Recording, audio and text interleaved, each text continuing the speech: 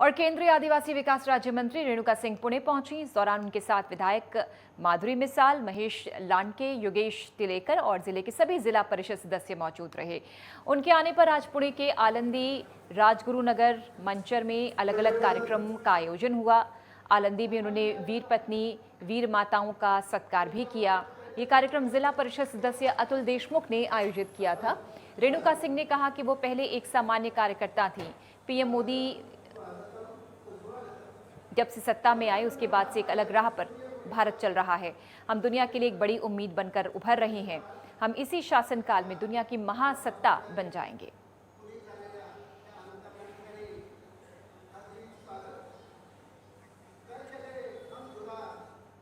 और नासिक में लंबे वायरस को नियंत्रित करने के लिए कोशिशें तेज कर दी गई हैं। इसके चलते महाराष्ट्र के बंदरगाह और खान मंत्री दादा भूसे ने नासिक के सरकारी डाक बंगले में जिला प्रशासन के साथ अहम बैठक की। बैठक में जिला अधिकारी गंगाथरन डी, जिला परिषद मुख्य अधिकारी लीना बंसोड समेत प्रादेशिक पशु संवर्धन उपायुक्त डॉक्टर BR नवरेड मौजूद रहे। महाराष्ट्र सरकार ने राज्य के सभी जिलाधिकारियों को 1 करोड़ रुपए की धनराशि मुहैया कराई है। इसका इस्तेमाल लंपी के लिए टीका खरीदने और दवाइयों के भंडारण में किया जाएगा।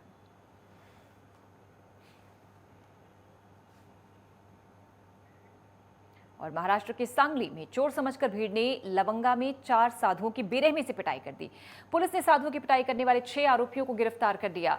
भीड़ ने इन साधुओं को बच्चों का अपहरण करने वाले चोरों का गिरोह समझा। इसके बाद यूपी के 4 साधुओं को बेरहमी से पीटा गया। साधुओं की पिटाई का वीडियो भी सोशल मीडिया पर वायरल है। फिलहाल पुलिस बाकी के आरोपियों की तलाश कर रही है।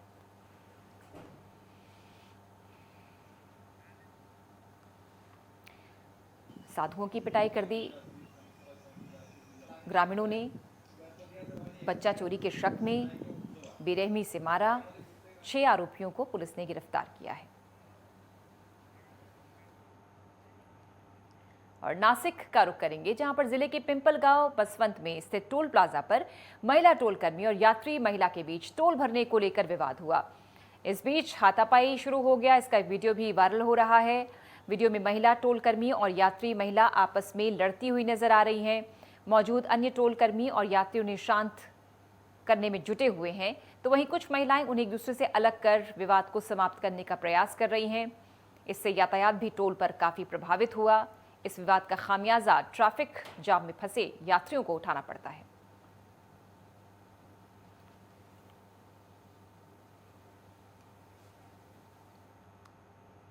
और अहमदनगर जिले में शेवगांव नगर परिषद प्रमुख ऋषिकेश भालेराव के अचानक तबादले के कारण प्रमुख का पद फिर से खाली हो गया।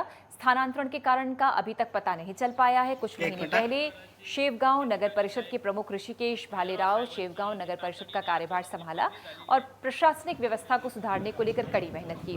कर्मचारियों का बकाया वेतन दिलाने के लिए विशेष प्रयास किए गए, जबकि सभी मामले सुचारू रूप से चल रहे हैं। अहमदनगर महाराष्ट्र ऋषिकेश भालेराव का अचानक तबादले से शिव सैनिक आक्रामक।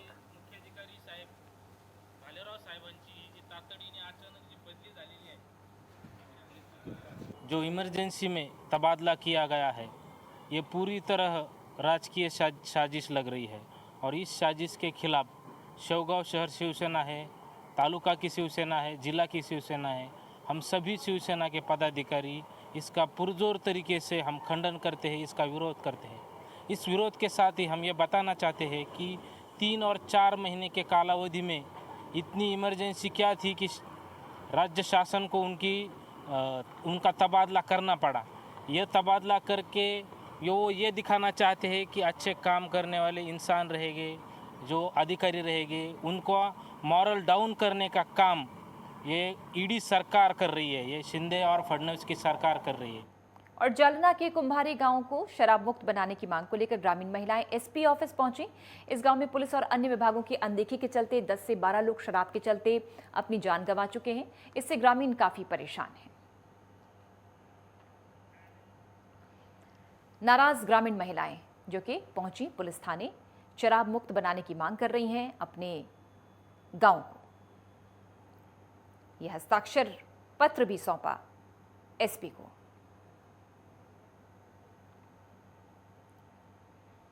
कुंभारी गांव की ये ग्रामीण महिलाएं जो कि नाराज हैं, शराब जो ठेके खुले हैं उनको बंद कराने की मांग कर रही हैं। और इसी मांग को लेकर बड़ी संख्या में लामबंद होकर एसपी ऑफिस पहुंची महिलाएं।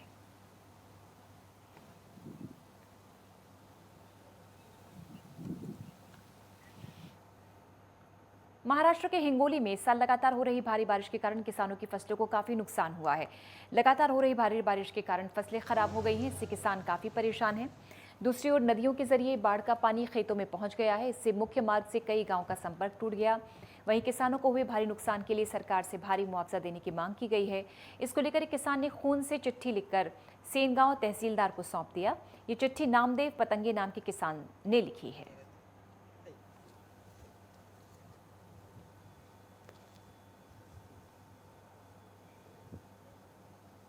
मैं महाराष्ट्र के हिंगोली ज़िले का एक किसान हूँ। मेरा नाम नामदेव लक्ष्मण पतंगे है।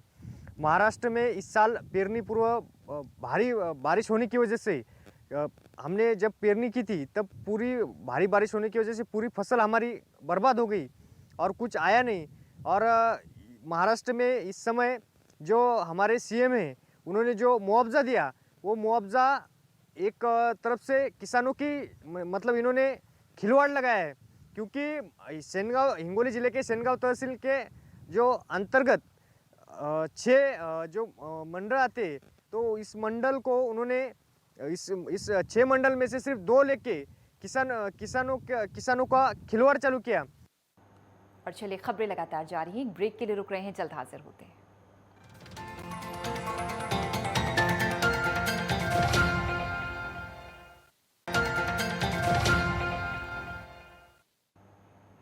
ब्रेक पर आपका स्वागत है। श्रीरामपुर तालुका के भोकर में दीपक बर्डे नाम के एक युवक ने 2 महीने पहले एक मुस्लिम लड़के से शादी की, लेकिन लड़की के परिवार ने शादी को स्वीकार नहीं किया। पुणे गए दीपक का लड़की के मामा ने अपहरण कर बेरहमी से उसकी हत्या कर दी। इस घटना को लेकर एकलव्य संगठन प्रदेश अध्यक्ष की अगुवाई में श्रीरामपुर निवासा रोड स्थित भोकर फाटा में विरोध प्रदर्शन किया। इस मौके पर एकलव्य संगठन की ओर से शिवाजी राव ढवले की अध्यक्षता में पुलिस और राजस्व प्रशासन को बयान दिया गया। बयान में दीपक बर्डे हत्याकांड के दोषियों को फांसी की सजा देने और हत्या की जांच के लिए उच्च स्तरीय कमेटी बनाई जाए, मामला सीआईडी को ट्रांसफर करने समेत मामले की जांच फास्ट ट्रैक कोर्ट में कराने की मांग की गई।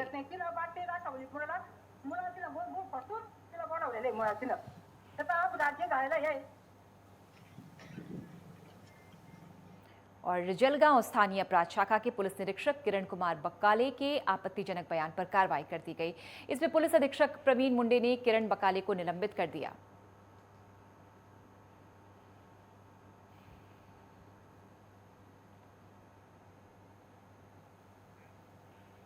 विवादित बयान को लेकर एक्शन पुलिस अधिकारी पर।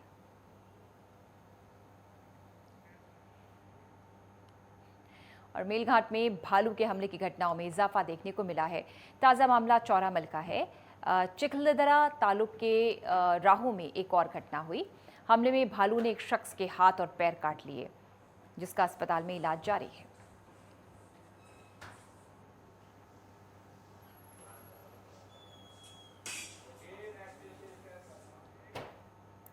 नासिक पुणे रोड पर आए दिन हादसे होते रहते हैं। हाल ही में नासिक पुणे हाईवे सड़क को पार करते समय 12 पहियों वाला ट्रक की चपेट में आने से एक शख्स की मौत हो गई। हादसा इतना भीषण था कि मृतक का शरीर क्षत विक्षत हो गया। इसके बाद हाईवे पर यातायात बाधित हो गया। दोनों तरफ से वाहनों की लंबी कतारें लग गईं।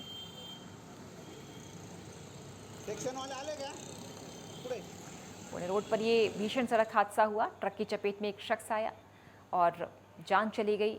काफी देर तक ट्रैफिक भी बाधित रहा। पुलिस मामले की जांच कर रही है।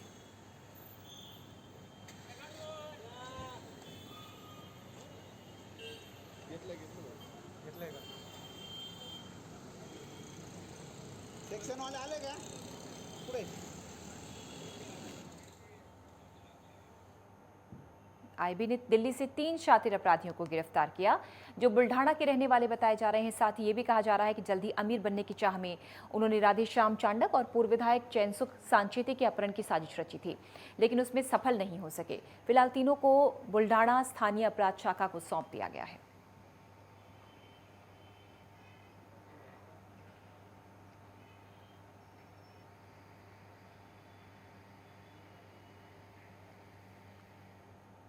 अमरावती के चांदूर बाजार तहसील में कुल 7 मंडल हैं। इसमें 2 मंडल के किसानों को तेज बारिश से हुई नुकसान के लिए मिलने वाले मुआवजे की सूची में नहीं डाला गया।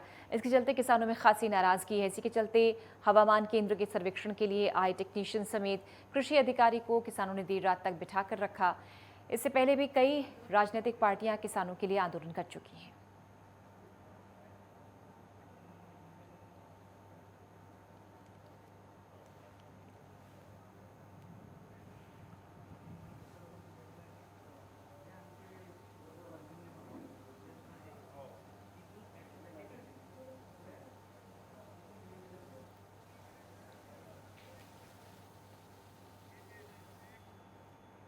हैदराबाद में एक साईं भक्त एम राजेंद्र रेड्डी ने साईं बाबा संस्थान को अपनी इच्छा से सोने के 3 कमल के फूल दान दिए।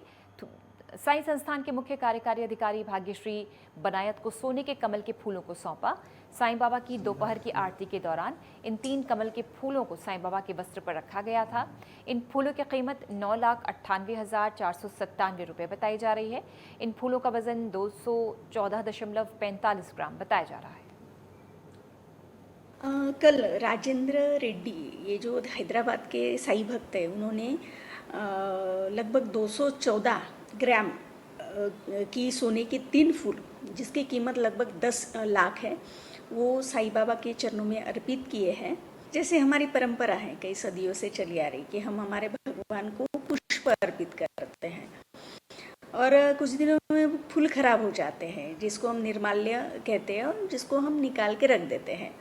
लेकिन ये जो हैदराबाद के साईं भक्त है, इन्होंने परमानेंट टिकने वाला पुष्प साईं बाबा के चरणों में अर्पित किया है, जो हमेशा के लिए साईं बाबा के कपड़ों में, साईं बाबा की मूर्ति पे और साईं बाबा की समाधि में ओकेजन पे हम चढ़ाएंगे उसको।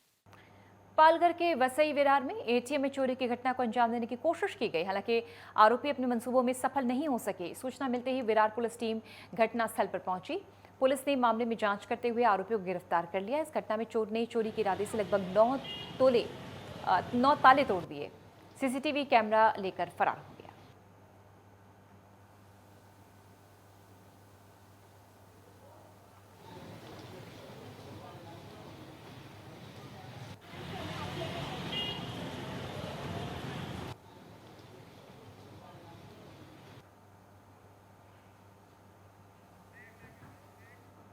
चलिए, खबरें लगातार जारी हैं। ब्रेक के लिए रुक रहे हैं, जल्द हाजिर होते हैं।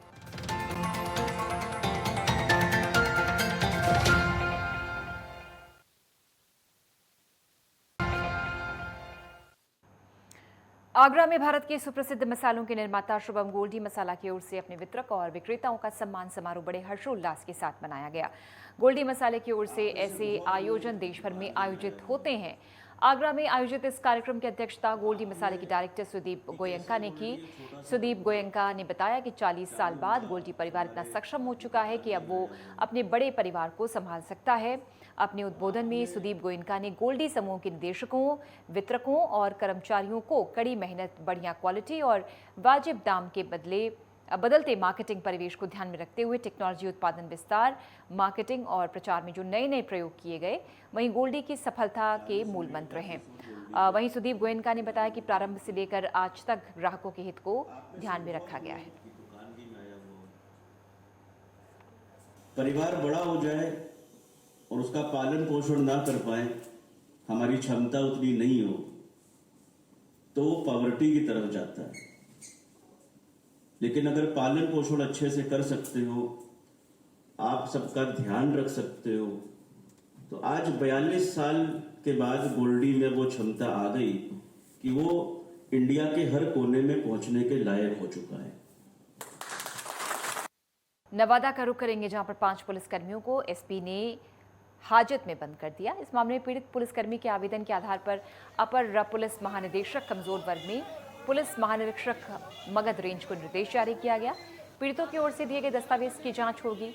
अगर जाली नहीं हुए तो उस पर तत्काल एफआईआर दर्ज की जाएगी। साथ ही उन्होंने कहा कि अपने निर्देश में कि जिस तरीके से पीड़ित ने अपने पक्ष में कुछ दस्तावेज दिए हैं, उससे ऐसा लगता है कि अनुसूचित जाति जनजाति निवारण कानून के तहत अपराध किया गया है।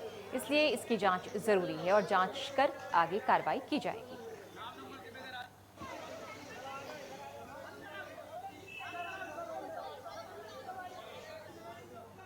राजीव गांधी ग्रामीण ओलंपिक खेलों के आज ब्लॉक स्तरीय धौलपुर ब्लॉक के अंदर टीमों के बीच में, दो टीमों के बीच में इस बात को लेकर भ्रांति थी कि हमारे साथ न्याय नहीं हुआ है। इस बात को लेकर जब ये प्रकरण एडीएम महोदय तक पहुंचा तो उन्होंने कहा दोनों टीमों का मैच दोबारा से कराना सुनिश्चित करें और इसके बाद जो आक्रोशित टीम थी उसने अपना धन्यवाद ज्ञापित किया और कल दोबारा से गेम कराया जाए। अकबरपुर वर्सेस भीलपुर में गेम चल रहा था आरएसी ग्राउंड में। पूरे गेम में टीचिंग हुई है विजय शर्मा द्वारा, एक तरफा बेईमानी हुई है और उन्होंने टचिंग पॉइंट ले लिया तो भी हमको पॉइंट नहीं दिया है। हमारे खिलाड़ी 3-3 मार के आ रहे तो एक ही बता रहे एक ही मारा है और पूरे गेम ऐसे ही चला है पूरा। हमारे 10-15 पॉइंट आगे चल रहे थे उनसे, एक तरफा बेईमानी करके पूरा गेम हरा दिया हमको। उज्जैन जिले में भारी बारिश के बाद नदी नाले उफान पर हैं। जल भराव से लोगों को आने जाने में काफी परेशानियां हो रही हैं। जिले के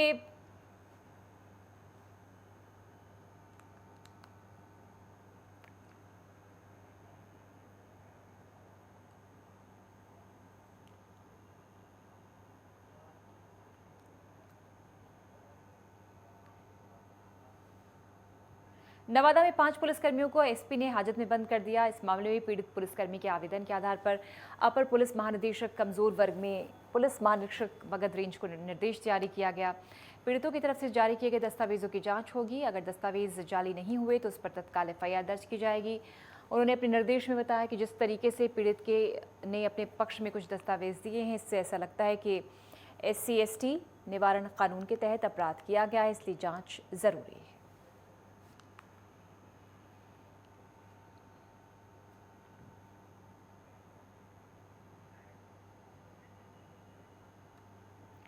उज्जैन जिले में भारी बारिश के बाद नदी नाले उफान पर हैं। कहीं जल भराव से लोगों को आने जाने में दिक्कतें हो रही हैं। जिले के मेहंदीपुर थाना क्षेत्र में जोरदार बारिश से नाला उफान पर है। इसमें एक युवक की मौत हो गई, लेकिन समय रहते दूसरे युवक को स्थानीय लोगों ने बचा लिया।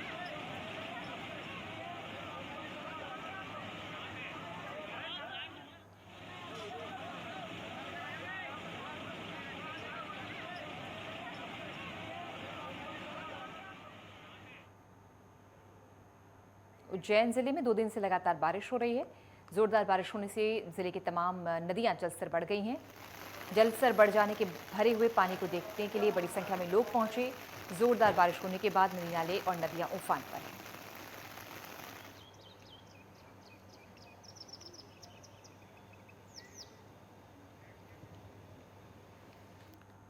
और गोंडा के नवाबगंज में पुलिस कस्टडी में बिजली संविदाकर्मी की मौत के मामले में संबंधित संगठन के लोग लामबंद हो गए। इस मामले में परिजनों ने आरोपी पुलिसकर्मियों के खिलाफ मुकदमा दर्ज कर बर्खास्त करने की मांग की।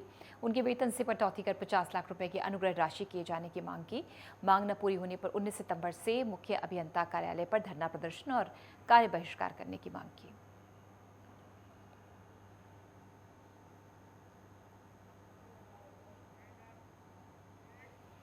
खबरें लगातार जारी हैं। ब्रेक के लिए रुक रहे हैं, जल्द हाजिर होते हैं। जय हिंद।